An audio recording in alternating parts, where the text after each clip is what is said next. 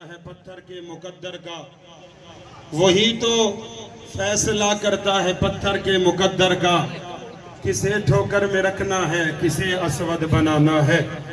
اور یہ رب ملدہ دھاتیاں دھوتیاں، ملدہ ڈڈا مچھیاں ہو، یہ رب ملدہ راتی جاگیاں، ملدہ کال کڑچیاں ہو، یہ رب ملدہ جتیاں ستیاں، ملدہ ڈاندہ خسیاں ہو، یہ رب ملدہ لمحیاں والا، ملدہ بھیڑا سسیاں ہو، رب انہانو ملدہ باہو نیتا جنہاں دیاں سچیاں ہو، رب انہانو ملدہ باہو نیتا جنہاں دیاں سچیاں ہو۔ مسند صدارت پہ تشریف فرما انتہائی حسین شخصیت، پیر طریقت، رہبر شریعت، اور خصوصاً سٹیج پہ جلوہ گر علماء کرام قرہ حضرات ثنا خانان مصطفیٰ۔ بس 15 سے 20 منٹ کا حکم ملا ہے ہمارے برادر مکرم جناب کا قاری سمیع اللہ سلطانی صاحب کی جانب سے۔ اللہ تعالیٰ نے جس کو رزق حلال دیا، رزق حلال بھی اللہ تعالیٰ کی ایک بہت بڑی نعمت ہے، انسان اس کا شکر ادا نہیں کر سکتا، لیکن رزق حلال وہ نعمت ہے جو اللہ کے راستے میں خرچ ہو جائے۔ حضرت عثمان غنی نے عرض کی یا رسول اللہ میرے لیے دعا کریں، میرا مال کم ہو جائے، اب تو عبادت کی فرصت نہیں ملتی، اب تو مصروف رہ جاتا ہوں، یا رسول اللہ میرے لیے دعا کریں کہ اللہ میرے مال کو کم کر دے۔ اس سے پہلے کہ وہ اجابت والے ہاتھ اٹھتے، میرے محبوب دعا مانگتے، حضرت جبریل امین مکین سدرۃ المنتہا اترے، عرض کی یا رسول اللہ اللہ فرما رہا ہے اس کے لیے دعا نہ کرنا۔ کیوں؟ عثمان ہمارے ساتھ سودا کرتا ہے، یہ ہمارے راستے میں لگاتا جاتا ہے، میں اللہ اور برکت نصیب فرماتا جاتا ہوں۔ تو انسان اپنے رزق کو بہت خوشی ہوئی کہ ایک ہوٹل کا افتتاح اور میلاد مصطفیٰ، بہت بڑی سوچ، اللہ کریم اس میں مزید برکتیں اور وسعتیں نصیب فرمائے۔ دیکھیے رزق حلال پہ محنت کرنا، کوئی بھی کام ہو، اللہ کے نبیوں کی زندگی کا مطالعہ کریں۔ کسی نے تو بکریاں چرائیں، کسی نے زراعت کے شعبے کو اپنایا، حضرت ادریس علیہ السلام نے درزیوں والا کام کیا، حضرت داؤد علیہ السلام نے لوہے کو نرم کر کے زرہ بنائی، اور حضرت لقمان، حضرت سلیمان علیہ السلام جو پوری دنیا اور روئے زمین کے بادشاہ تھے، ہاتھ سے ٹوکریاں بناتے، ہاتھ والے پنکھے بناتے، اور یہ بیچ کے اپنا گزارا چلاتے تھے۔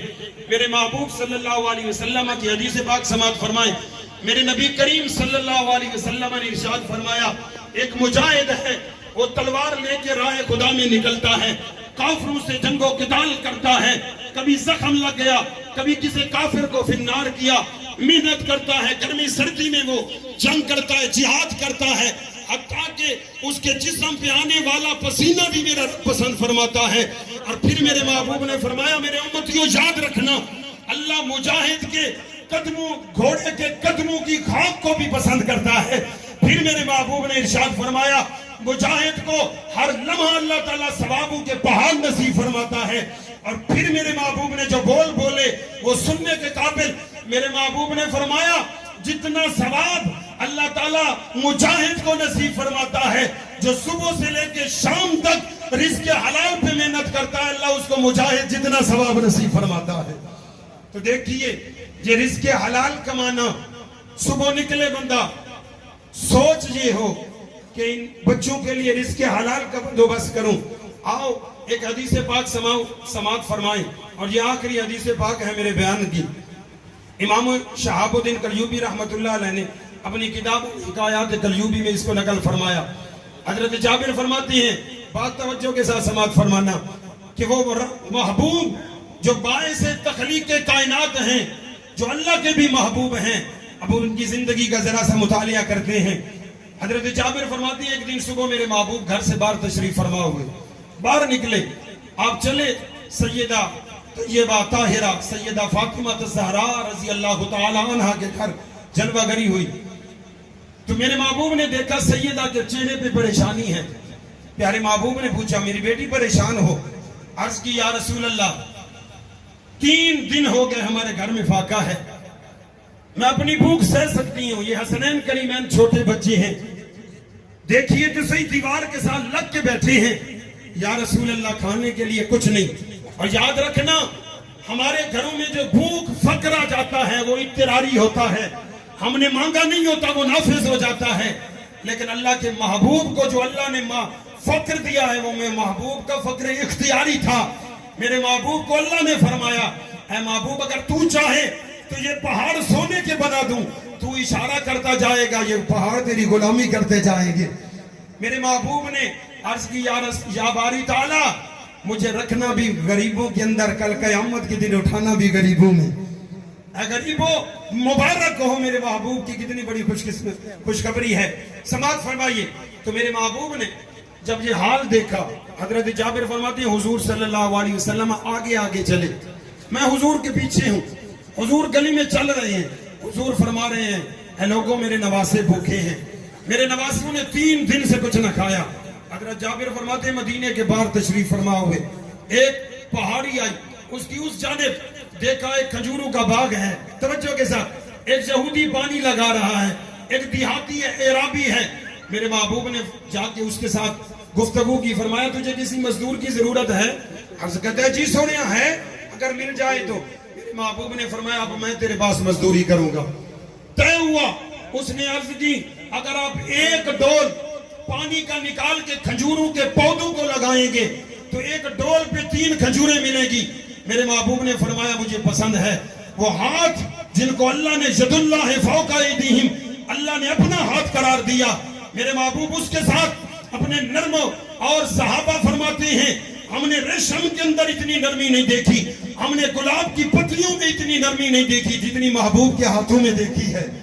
فرمایا میرے محبوب ان ہاتھوں کے ساتھ پانی نکال رہے ہیں، ڈول نکالتے ہیں، جا کے پودوں کو ڈالتے ہیں۔ جب 8 ڈول نکالے نا، 9ویں ڈول پہ رسی اور ڈول ٹوٹ گیا، ڈول پانی میں گریا، ڈوب گیا۔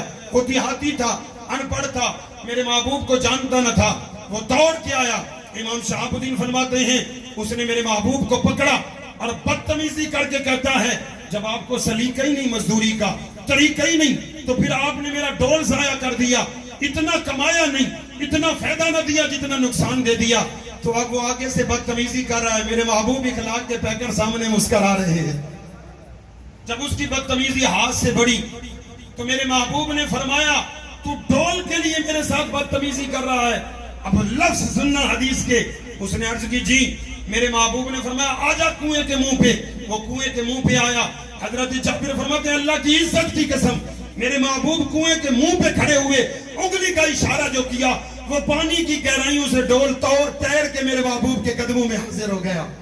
ارے وہ بے جان چیز، لوہا جس میں کسی کی شناسائی نہیں، شناخت نہیں، پہچان نہیں، وہ اوپر آیا، حضور نے ڈول رسی کے ساتھ باندھا، اسے دیا۔ میرے محبوب نے فرمایا میری مزدوری دے۔ اس نے کہا 24 دانے بنتے ہیں، 24 دانے دیے۔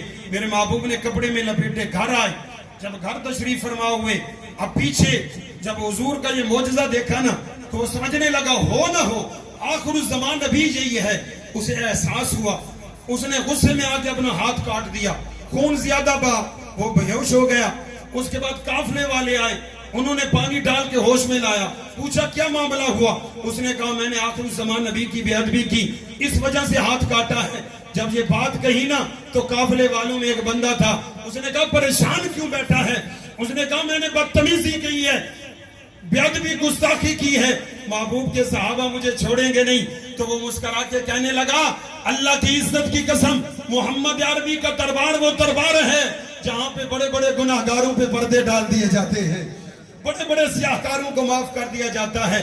وہ خوش ہوا، کاٹا ہوا ہاتھ اٹھایا، بس آخری حدیث کے آخری الفاظ، چلا حضور کے دربار کی جانب، مسجد نبوی میں پہنچا، بلند آواز کے ساتھ پکارا یا محمد آہو۔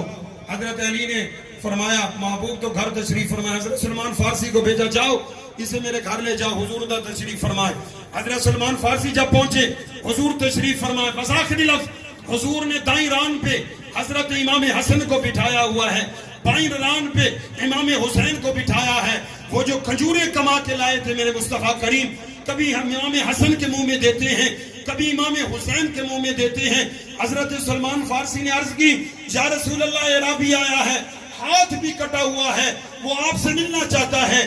میرے محبوب جب باہر نکلے پہچان گئے، میرے محبوب نے فرمایا میں تو تیرے ساتھ حساب برابر کر آیا، تجھے ڈول دے آیا, تو نے میرے ساتھ بدتمیزی کی, میں نے ڈول تیرا کے دیا. اس نے عرض کی یا رسول اللہ میں معافی مانگنے آیا ہوں.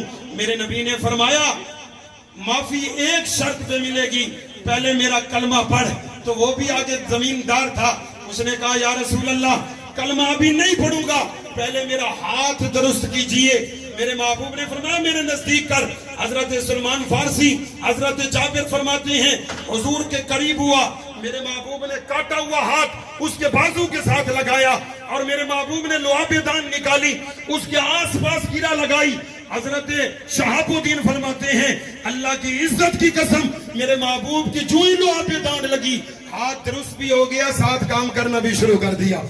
ادھر ہاتھ درست ہوا, اس کی دل کی دنیا بدل گئی. وہ بلند آواز سے پکارتا ہے اللہ کی عزت کی قسم تو مصطفیٰ بھی سچا ہے, تیرا خدا بھی سچا ہے. تو وہ مصطفیٰ کریم جس کے لیے اللہ نے کائنات بنائی, انہوں نے رزق حلال کمایا, محنت مزدوری کی. تو میرے بھائیوں اس میں کوئی شرم نہیں کرنی چاہیے. ہم کہتے ہیں ہم فلاں کے بیٹے ہیں یہ کام کر لیں, یہ ہمارے لیے یہ جو یہ یا میں رکھتے ہیں وہ ساری زندگی وہ خود نہیں, ان کی اولادیں بھی چور ڈاکو بنتی ہیں. اور جو رزق حلال میں محنت کرتے ہیں اللہ تعالیٰ ان کی محنت کے صلے میں ان کو بہت جلد مقام نصیب فرماتا ہے. اب جس کے جی میں آئے وہی پائے روشنی, میں نے تو دل جلا کے سر عام رکھ دیا. واخر دعوانا